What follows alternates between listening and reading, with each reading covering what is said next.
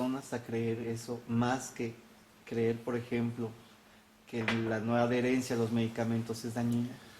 Pero ¿cómo no vas a tener disposición a creer si los medicamentos que tomas te hacen sentir muy mal y a los 25 años no tienes ganas de ir este sábado de bares a salir de marcha? ¿Por qué? Porque te sientes débil por el medicamento X o Y que estás tomando y que no te está cayendo muy bien. ¿Cómo no vas a tener disposición a oír eso? Ah, lo puedo dejar y volverme a sentir como estaba y no va a pasar nada. Tú sabrás. No, es una mutación muy específica que te digo, si esta infección hubiera llegado hace 100 años, nos estaríamos muriendo todos los que no tenemos esa mutación. Así es como funciona la selección natural, es exactamente Darwin. El que tiene esa mutación de no tener los ganchitos, los receptores, sobrevive y deja hijos que no tienen receptores en sus linfocitos, que tienen hijos sin receptores, y ya tienes una población nueva.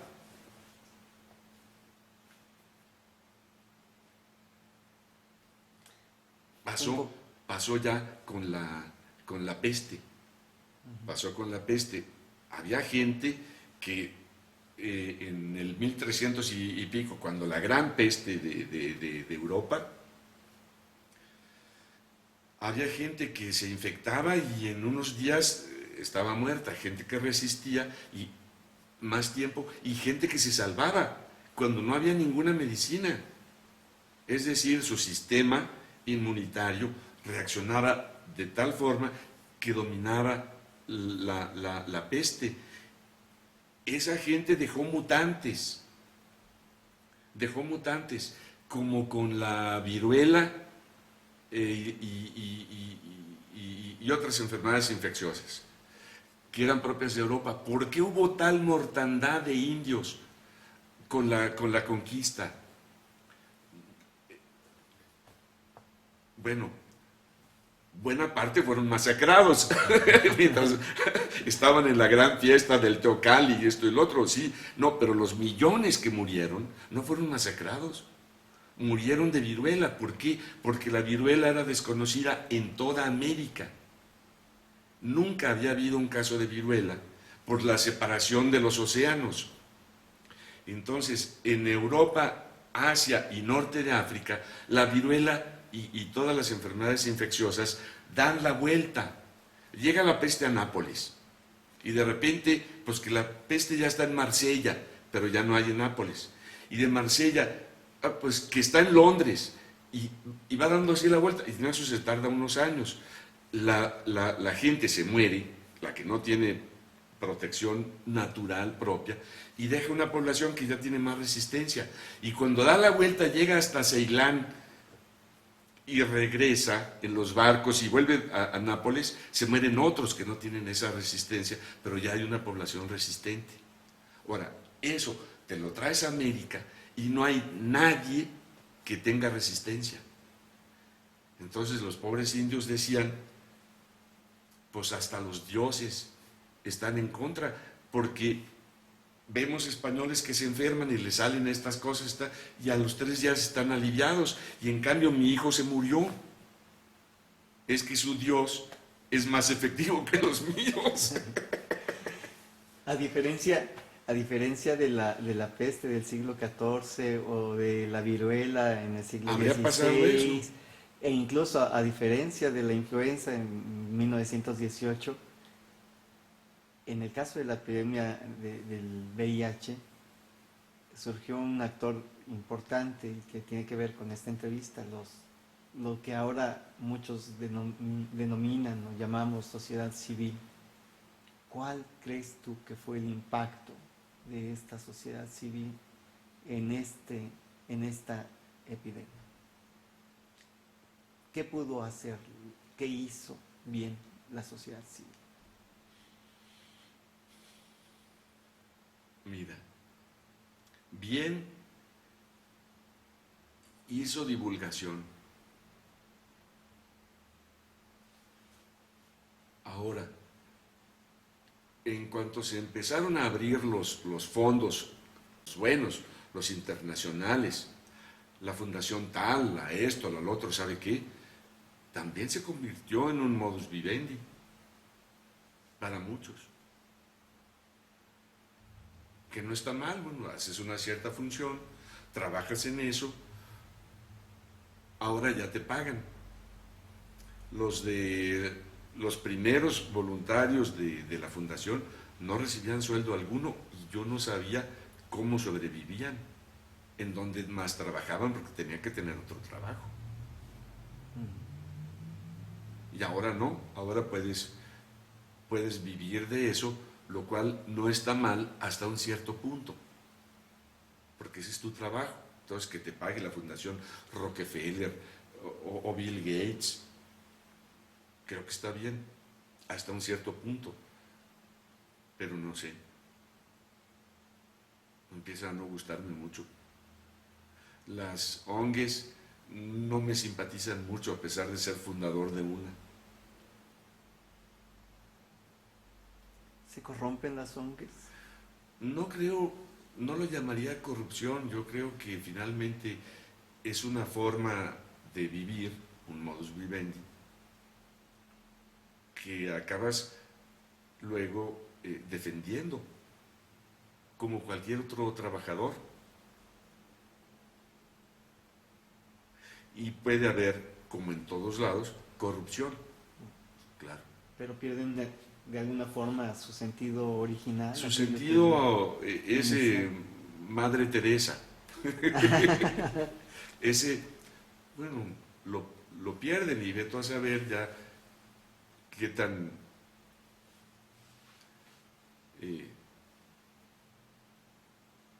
qué tanto se convierta en un buen negocio. No sé, es un tema que no me gusta, porque también creo que, bueno, hay acciones que realizan, siguen, me imagino, haciendo pláticas y esto y lo otro.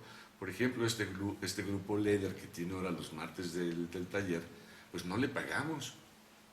Van porque son un equipo de amigos que les gusta ese asunto de la gorra negra y el cuerito negro y los estoperoles. Pero bueno, tienen también una postura frente a las enfermedades y la homosexualidad y demás, van y la presentan.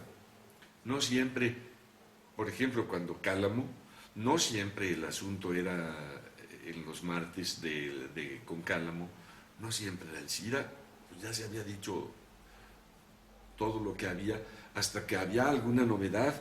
Fíjense que ahora salió un nuevo medicamento que se puede combinar con este otro y bla, bla, bla. Pero si no, ¿de qué hablaban? Hablaban de literatura, de poesía, había lecturas de poesía de tema homosexual, en fin. Yo creo que es algo mucho más amplio. Pero que eso, cuando ya pescaron a las grandes instituciones de los grandes dineros mundiales, ya no sé.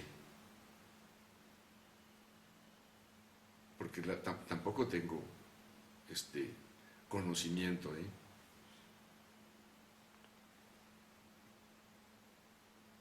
¿Cómo era la relación de la prensa o de los medios de comunicación en general, y sobre todo tú que estuviste de alguna manera muy involucrado con la prensa, lo pregunto en ese sentido, con el tema del SIDA en los 80s, por ejemplo, en los 90s, ¿cómo ves el trato que le daban al tema? Mira, yo no tuve nunca ningún problema para publicar cuanto quisiera, pero bueno, pues yo estaba en la jornada, ¿no? Soy de los fundadores de la jornada, es una de mis vergüenzas ser fundador de la jornada, y no me iban a decir ahí que ya, oye, ya basta, pero sí oí el comentario, sí me llegó. oye, pues dice fulanita que antes escribías, antes eras mucho más metido en la cuestión sindical y esto y que el otro, y que ahora nada más hablas de jotos. Pero nunca me dijeron, me llegó así, nunca me dijeron, oye, ya, bájale, no. Y lo que publicaban otros medios, ¿cómo lo veías tú? Digo, tú tenías, Publicaban muy poco. tú eras muy, tenías cierta sensibilidad hacia el tema porque estabas próximo Sí, a- que yo supiera, publicaban muy poco. Yo buscaba el tema no en la prensa, Ujú. yo buscaba en la prensa especializada, en la prensa médica o científica en general. Me metía a lo que entonces llamábamos bancos de datos, que es como ahora meterte al sitio de Science o de Nature o de o con cosas de medicina, New England, bla, bla, bla, que es en donde reportan los investigadores en lenguaje plenamente este, técnico, que había que traducir. Había que traducir no solamente del inglés, sino además sacarlo del lenguaje técnico, dando explicación de qué es esto, que Haciéndolo los comprensible. correceptores, ¿cuáles correceptores? ¿Receptores de qué? Pues unos ganchitos que tiene ahí eso. Lo hacía yo a partir de las fuentes originales. Esto es el reporte de, hay un nuevo medicamento que bla, bla, bla, me llegaba, porque estaba suscrito a un boletín que se dedica nada más a SIDA. Entonces me llegaba desde que había rumores de que la compañía tal estaba investigando y estaba en el nivel tal número de, ya lo estaba probando en animales o ya lo iba a probar en humanos. Eso me llegaban los reportes, era lo que yo publicaba. Y en la jornada nunca tuve ninguna objeción, pero sí me llegaron eh, este, eh, murmuraciones de que había quienes en la dirección pensaban que era demasiado. Pero que bueno, ni modo, pues qué le decimos. No querían ser políticamente incorrectos.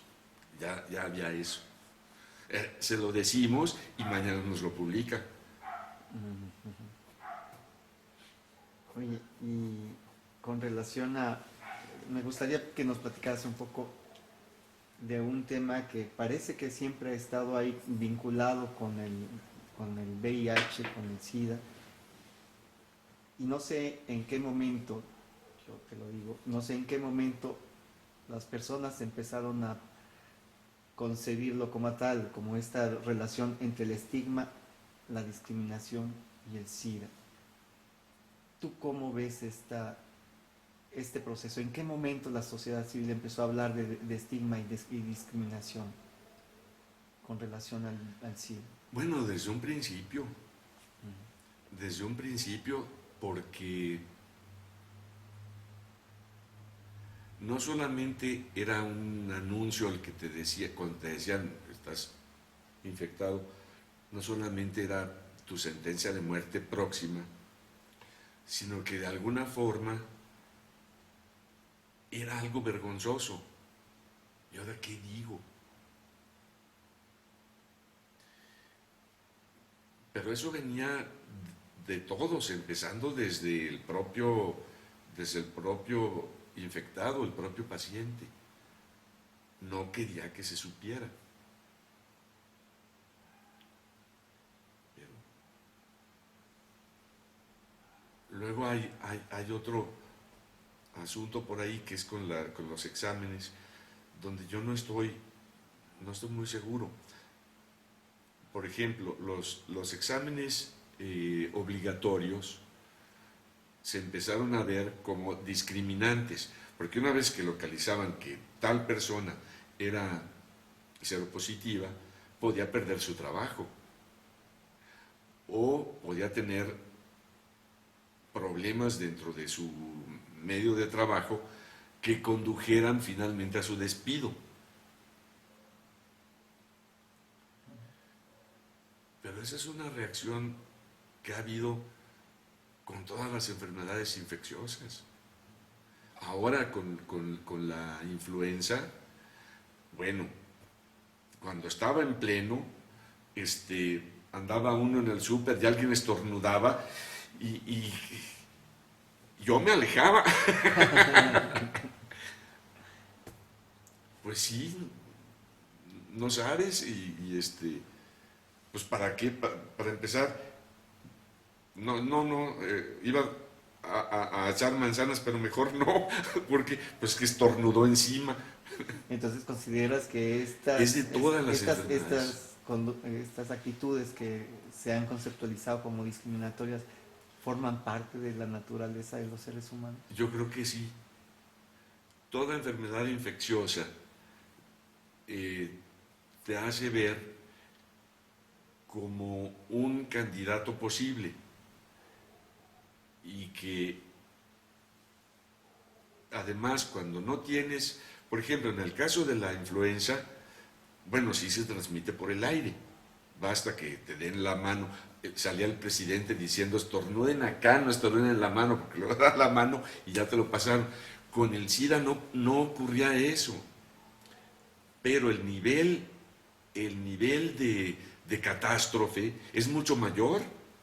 Una cosa es que te digan que llega por el aire una cosa que no es más que gripa, aunque sea una especial y esto y lo otro, y se ha muerto gente, todos los años se mueren viejitos de gripa y bebés, sobre todo de la gripa común, estacional, que comienza en estos días. Pero con esta nueva y esto y lo otro, entonces los medios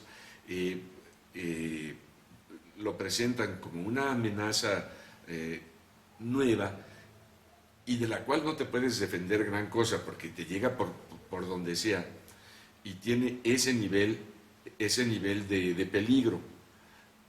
Sí, me puede llegar, pero finalmente sí me da, no es una condena irremisible de muerte. Y el SIDA sí era. Y ahora sigue siendo, por lo menos, a un tratamiento de por vida caro y molesto. Entonces, el nivel de autoprotección se eleva mucho. Una cosa es que tú sepas que a tu compañera secretaria de sabe qué le detectaron cáncer de mama, sabes que no se contagia. Entonces, ay, pobrecita, esta la abrazas. Y otra que le detectaron SIDA. Entonces dices, a ver, ¿dónde está el folletito para ver cómo sí se transmite y cómo no? Si le doy un beso o si me dejo que me lo dé. Claro, porque el nivel de peligro es mucho más alto. Es de muerte. La ciencia le ha apostado desde por lo menos unos 200, quizás 300 años a la posibilidad de conocer el mundo y después transformarlo y controlarlo.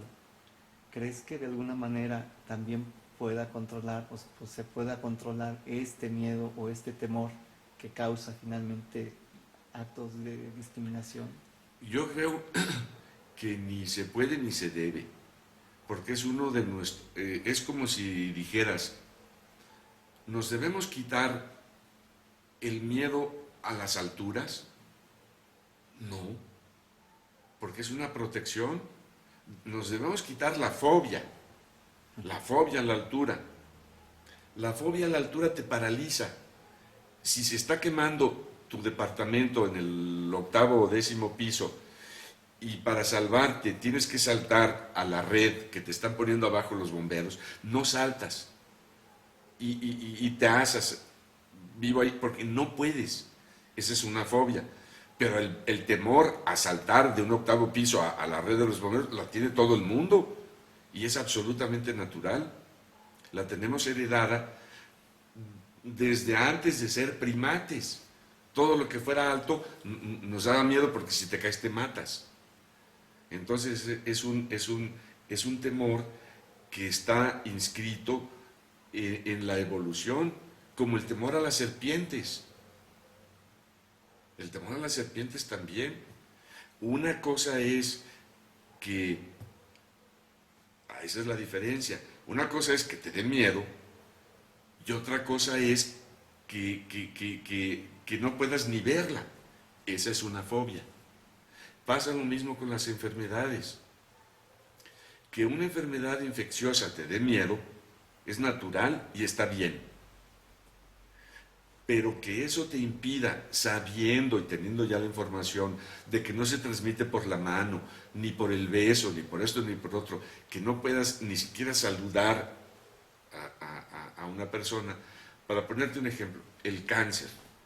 Todos sabemos que no hay cómo te infectes de cáncer con un saludo. Si alguien dijera, yo le tengo tal miedo al cáncer que a este que tiene cáncer de próstata no lo vuelvo a saludar, esa es una fobia. Ahí hay un problema en la otra persona, además del que tiene su cáncer de próstata. ¿Por qué? Porque no tiene sentido, es totalmente irracional. Pero el miedo a las enfermedades infecciosas es racional y está bien. Nos defiende.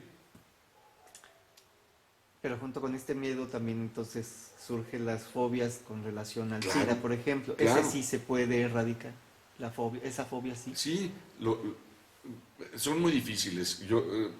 Freud no curó a ninguno de sus fóbicos en toda su larga historia de casos clínicos, pero debería ser, o por lo menos saber, decirle a la persona, mira, el cáncer de próstata de este señor no se te va a transmitir, no le hagas eso, de que cuando entra te sales.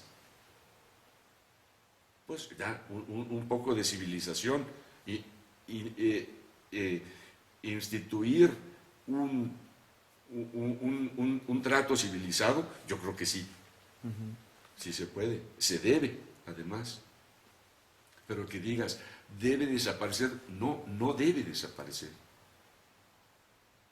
Porque además ni se puede, lo tenemos, la evolución nos lo dejó imbricado, puesto allí. ¿Está bien? Lo que no es la parte irracional. Una vez que te explican que el cáncer de próstata no te va a asaltar, que por el aire, que porque estés en la misma oficina no se te va a pasar. Bueno, ya con eso, con una buena información médica. Entonces, ¿consideras que algo fundamental es Civilización. Civilización Sí. e información? Información. ¿Qué sí y qué no? ¿Qué papel jugarían en este proceso organismos estatales o federales de Defensoría de Derechos Humanos o de Yo creo que combate mucho, a la discriminación? ¿Cuál sería su papel en este Yo creo que proceso? mucho. El de información sería el esencial. No podemos discriminar vamos distinguiendo. Tienes a una persona con influenza HLNL, como dijo la maestra, la maestra de maestras, que sabes que es contagioso, no necesariamente es mortal, puede no pasar de una gripa, y hay además medicamentos, y hay en el país, y están disponibles, entonces no tienes por qué estar aterrado. Ese es un nivel de información. Pero si sabes que la secretaria está en cama por influenza de la llamada porcina, lo mejor es que no vaya a trabajar. En eso estoy de acuerdo. No es discriminación. Oiga, tómese 3 días. Las escuelas en Estados Unidos, que te decía, cerrar una escuela en lo que se observa a los niños si ya hay contagio por un caso que se encontró, si hay contagio o no, eso no es discriminación. Y que los padres oigan, que se les diga a los padres, oiga, al niño tráigalo dentro de 15 días, en que está perfectamente fuera ya de todo proceso, no solamente infeccioso, sino infectador. Eso no es discriminación, es cuidar a la escuela. Pero si de ahí saltaras a que el niño no puede seguir estudiando porque bla, bla, bla, entonces eso es discriminación. En el caso del SIDA, es informar, pueden hacer esto y esto y estar sentados juntos y estornudar y lo que sea, y no se les va a transmitir SIDA. Esa es la función de los organismos estatales, del gobierno y de los civiles también, dar ese tipo de información para que el cuidado sea el racional. Y a propósito de la maestra y de los ejemplos sobre las escuelas que tú mencionabas, ¿cuál es el papel que desde tu perspectiva han jugado las instituciones de educación pública en este país con relación a la epidemia? ¿Qué han hecho bien o qué han hecho mal o qué han dejado de hacer? Las escuelas, no sé. ¿Tendría alguna responsabilidad la Secretaría de Educación Pública, por ejemplo, en esta difusión de Bueno, información? claro, sí. Pero que yo no esté enterado no quiere decir que no lo ha hecho, no sé.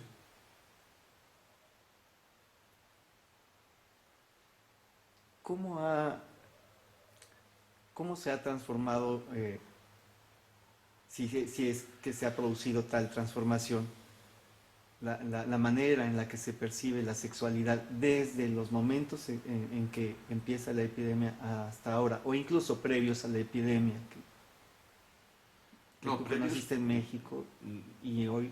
¿Hay una diferencia en cómo la gente claro, percibe, vive? claro. ¿Cómo se ha producido Bueno, esta transformación? ahora siempre hay temor, aun con el condón y todo. Bueno, es que me han dicho que a veces se rompe. Bueno, ¿y qué? Aun si se rompe, pero tiene este tratamiento de, ¿sabe qué? Sí, pero ya vas con, con un exceso de cuidados a lo que era atrás de un árbol y rápido. Entonces sí, claro que ha cambiado y mucho para mal. Pobres los chavos que ahora están llegando a los 17 y a los 20 y a los veintitantos años, porque bueno, los que, los que vivimos la etapa pre-SIDA, pues supimos lo que era nada, no estar pensando que te fuera a pasar nada. Una gonorrea, te ibas a la farmacia y te comprabas una cosa y listo. Pero no había ese temor. Ahora, por ejemplo, hay esa especie de ruleta rusa que es el apelo. Entras a páginas gays y hay quien dice, quiero esto y esto, y yo apelo o no. No de apelar, sino apelo. Sin protección alguna. Sin nada.